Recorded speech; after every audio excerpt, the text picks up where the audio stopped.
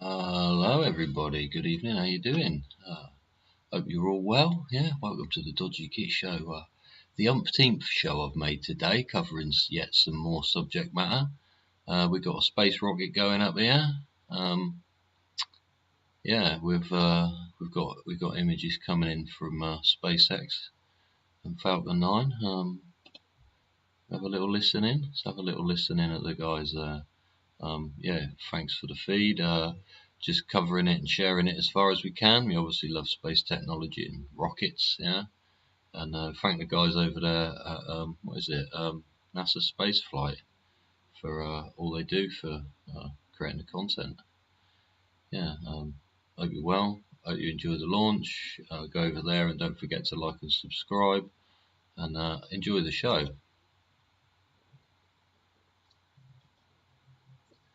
Got 8 minutes left.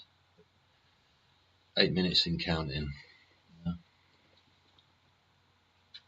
Let me just hope you got your cup of tea. Yeah. What are they doing? Their lock's loading at the moment. Yeah. Putting the liquid oxygen in. The other friggin' lot's all filled up. Don't know what else you've been watching today.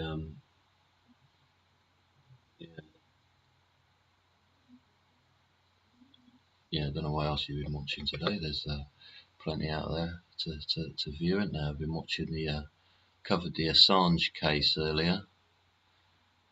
Had a good few hours doing it, covering that. Took quite a while. But now I'm gonna check this rocket launch out now. Hopefully we'll get some to bring us up to date.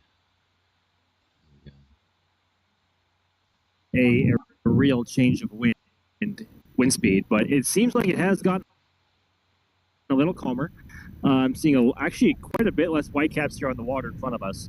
But I think so far things are looking good. Obviously, we are almost finished with prop loading now. But unfortunately, it is time to bid both of you adieu for a little bit. So, good luck and Godspeed, gentlemen, and I will see you on the other side. All right, later, potato. Sounds like a plan. Happy tracking. Yeah, thanks, dude.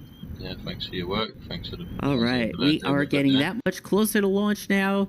We are about T-minus 6.5 minutes. At this point, the engines should be conditioned ahead of launch. So, what happens at the T-minus 7-minute mark there, Alex? Yeah, so pretty much like they do with the T-minus 2 event, where they chill down the lines to the second stage. They do a similar thing, but with the Merlin engines, where they chill down the liquid oxygen turbopumps on the Merlin engines, precisely for the same reasons before, to not have flash boil off of your oxygen into gaseous form, and also because that liquid oxygen, if you try to bring the metal on the engine from ambient temperature rapidly to cryogenic temperatures, that can make the metal shrink very fast. It makes it brittle and things like that. That is a very bad day for the engine. So dissimilar shrinkage. Yeah, dissimilar shrinkage. What they do is this sort of engine chill, where they flow just a little amount of that liquid oxygen through the engine turbopump to be able to cool it down ahead of flowing it at full pressures and full flows. Bring it down now. So yeah, that is sort of where we are right now. We should also have already loaded that RP1 on the first stage. So RP1 should already be loaded on the first and second stages, and soon we'll see the transporter reactor on the pad there retract a little bit out from the rocket. You can see it on screen as well. Soon, eh? Yep, you'll notice right underneath the fairing there are kind of these little clamps, it looks like. Those will open up, and then you will get a retraction of about 1.8 degrees. So we're not talking it moving back super far, but you can actually kind of see the clamps opening up from Max's view there. But it's just a little bit ahead of liftoff, and then at the actual launch itself, it will do the throwback maneuver, where it will lean back a lot farther to get out of the way of the vehicle.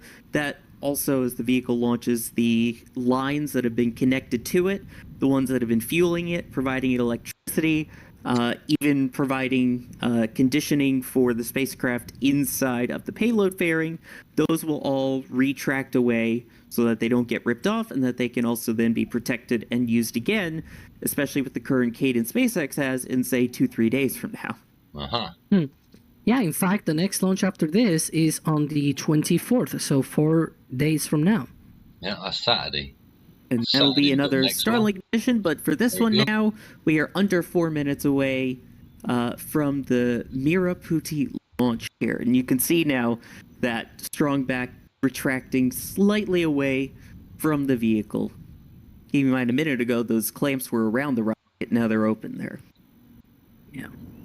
Just a little way. There you go. You can see it. And vehicle looking frosty, which all of that, again, is completely normal. That is because of the supercooled propellants that are inside of the tanks and the warm ambient temperatures of the Florida air on the outside.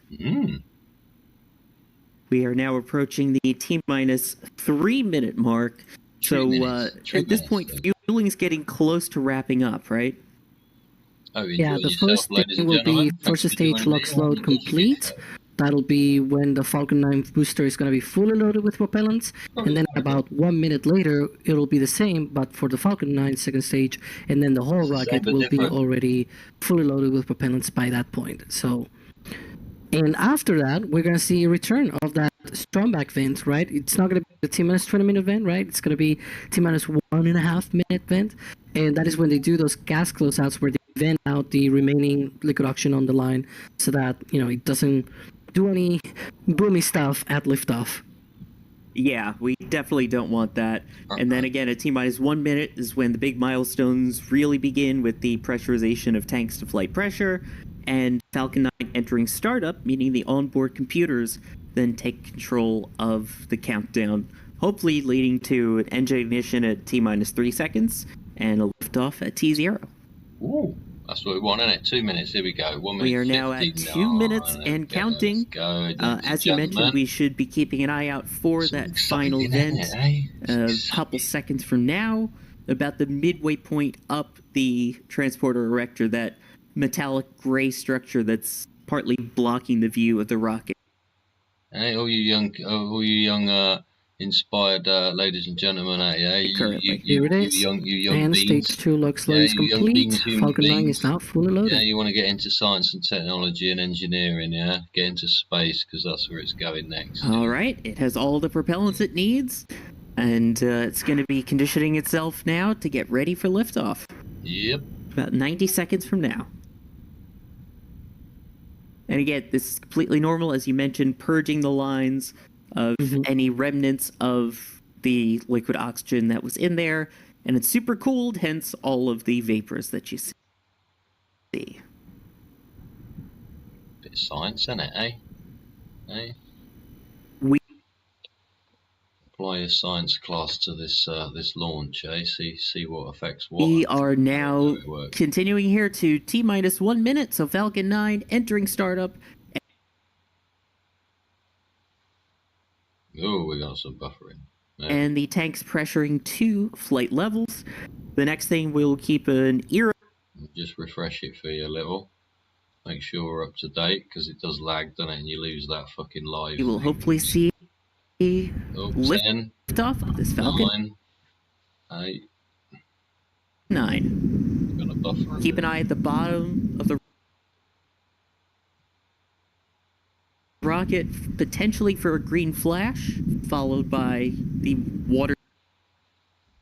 Right on 1 second. Deluge system, which there it is. There's a deluge. Ignition. And liftoff. Liftoff of Merah Putih 2 on its way to geostationary transfer orbit, and it is on its Oh, I know what I never did. way.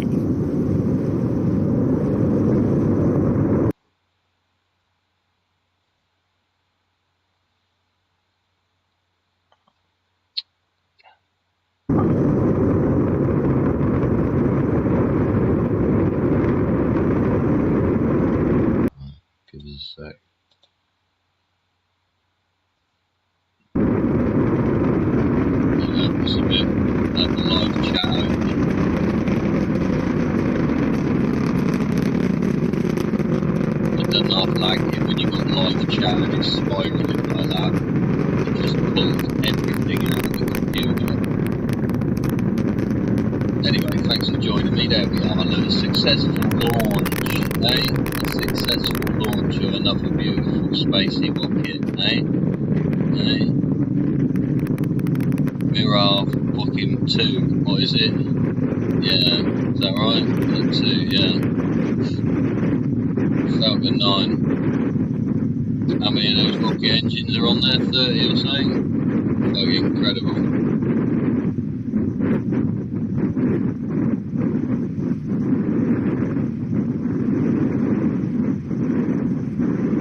You can hear a little bit of the wind still there, but amazing sound of the launch. As you can see there, the rocket now passing through the speed of sound and approaching max Q, which is maximum aerodynamic pressure being forced onto the vehicle there. So far, everything continuing to look great so far for Falcon 9's flight.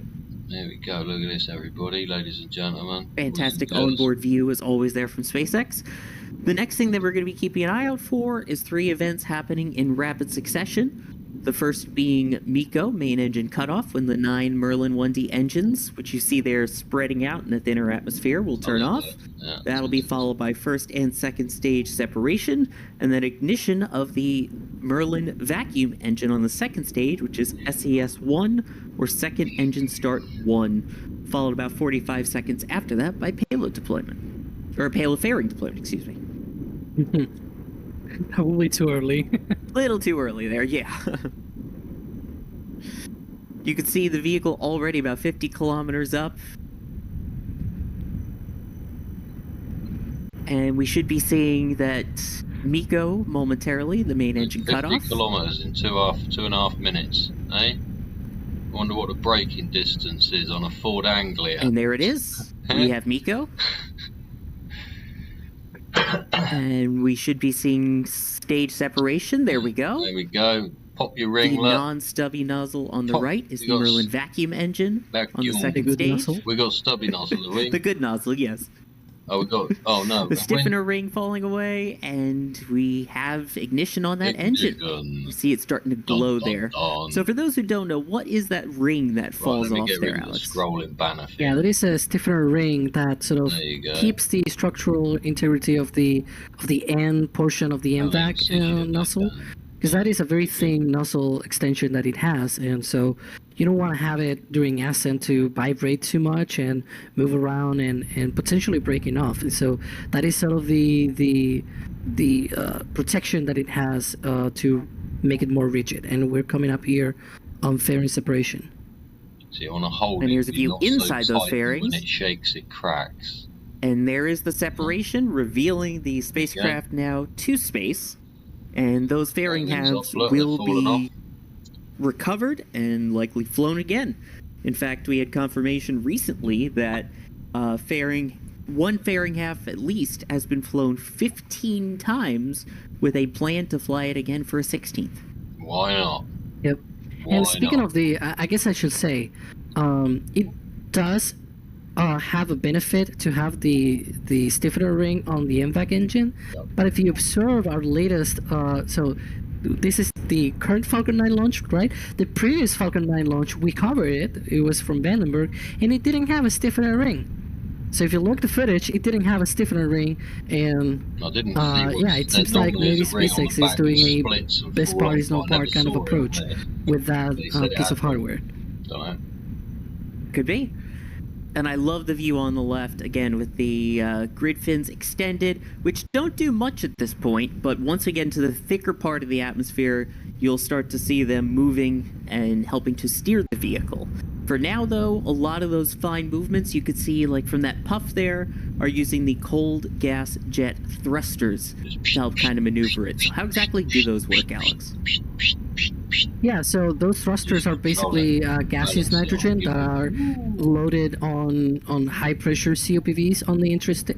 Actually, not in the interstate. It's actually on the RP1 tank. But yeah, so those that nitrogen at high pressure, you release it and you create thrust, just like I guess a fire extinguisher kind of thing, just with nitrogen rather than CO2.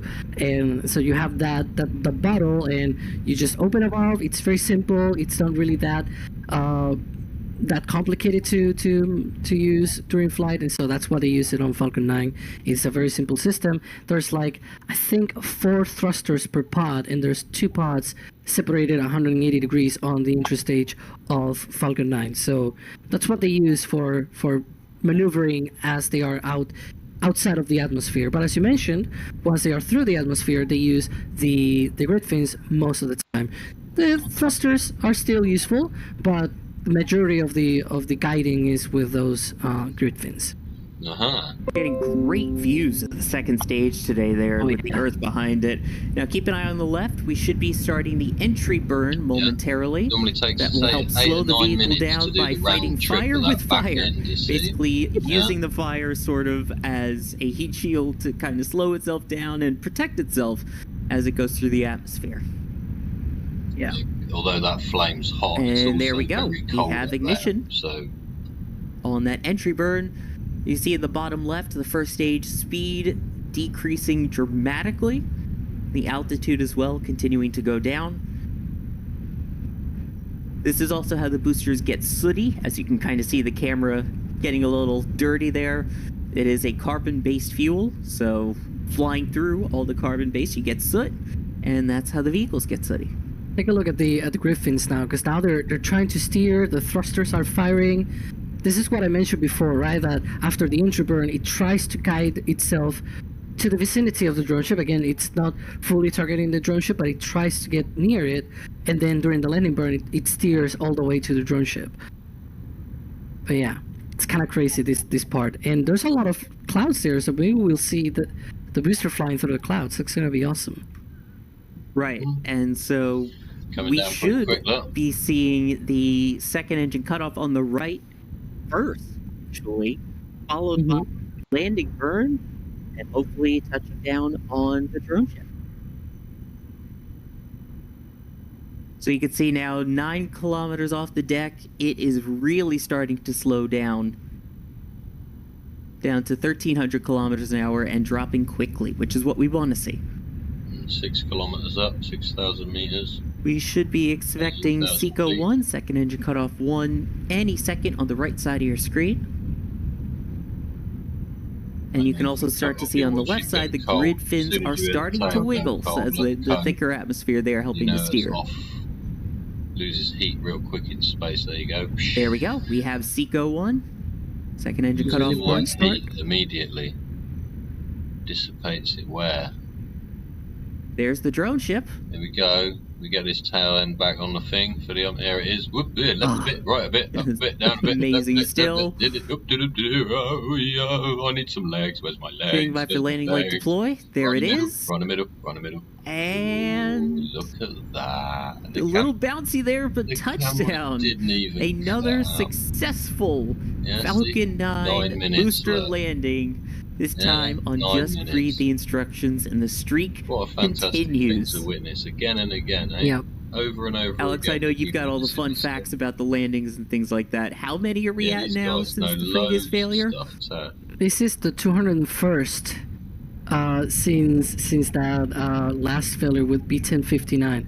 And incredible. The funny thing is that you probably saw the deck of Just Read the Instruction. It was very clean and very well painted. That was because for this flight, this is the first flight after it has undergone like a refurbishment process, and so it was painted like it's super clean. It doesn't look like all beat up like before.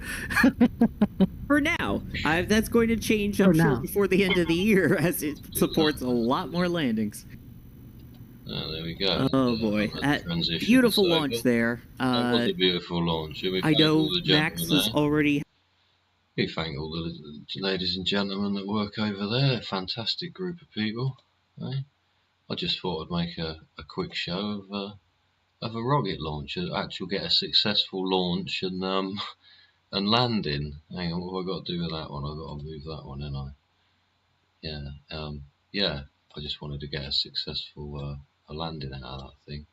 So it's quite interesting to do that. Let's get the live show fucking up and running again. Where's my scrolling banner? There we go. And we're back at me. What I want to do, I want to bin my window. There you go, I've got my show back. Right, lock the camera down. There we go. I transitioned everything over to you guys. There we are. Yeah. Back in the room, innit? Hey, hello, I'm Dodgy Git. I hope you enjoyed that rocket launcher. Yeah, it's good fun, isn't it, watching all that? Technology from my day has moved on somewhat. It really has. Yeah, I'll be back soon. Yeah, don't forget, like and subscribe. It's the subscribers I need, because then I get to 500 subscribers and I get a lollipop or something off of YouTube. So yeah, heading for that really. Yeah. Anyway, for now, I hope you've enjoyed the rocket launch. I love watching the freaking reusability of the things, but I do question what's going to happen when one fails. They're obviously fucking x-rayed and checked and all this sort of thing, and they're made extremely well, aren't they? Made for fucking purpose. Yeah, and they do it well. You go max Q and back down again. Yeah, so they do that so many cycles. Like he said, one of those fairing halves, one of the halves of the front, yeah, one of those halves has been up and down, what was it, 15 times? And those guys, they've got the statistics on everything. How the serial numbers for the two halves, yeah, each serialized. One might have flown twice, one might have flown 50 times. It don't matter. They go together, they're repairing their serviceable parts. Yeah, been through inspection, they come back out, they're ready to go. Yeah, you build up the knowledge of that, but there is a point that failure happens, and we need to find those points without hurting ourselves or anybody else. Yeah. So keep using them, keep using them, keep using them. Eventually one's going to go, now fuck it, I'll crack down the middle. And then we'll know why it's cracked down the middle. And we'll say, alright, how many times did it fly? Oh, it flew 51 times. And you say, right, after 40 flights, scrap it. Yeah? And people go, oh yeah, but there's still 10 flights in it. It's irrelevant. Bin it, get another one. And when you bin it, cut it in half so no fucker can try to repair it. Yeah? All that sort of shit. Yeah? You keep getting it better and better and better until we look at what we got now. Eh? Spaceships going up every fucking week. And there's me, fucking, I grew up with a dial telephone on the wall with a fucking brass lock on it. Yeah. Communication. Freedom of speech and the fucking ability to fucking implement it, you know, in one's fucking daily fucking way they go about living. If you're forced to not be able to communicate, soon you start shouting from the corner, right? Well, there we go. Anyway, I hope you enjoyed the rocket launch. Remember, positive mental attitude. Yeah, I'm going to say I love you. Yeah, like we do every show. If you haven't seen a Dodgy Git show before, we say I love you every show. Yeah, yeah, I'll share my love with you. Yeah, that's what we do. Share love. Yeah, sharing my love with you. Until next time. Yeah, don't forget, say hello to your neighbour and do a stranger a favour for nothing. Yeah. Remember, ding the bell. I do come on live randomly in the morning, afternoon, evening, or fucking night time sometimes.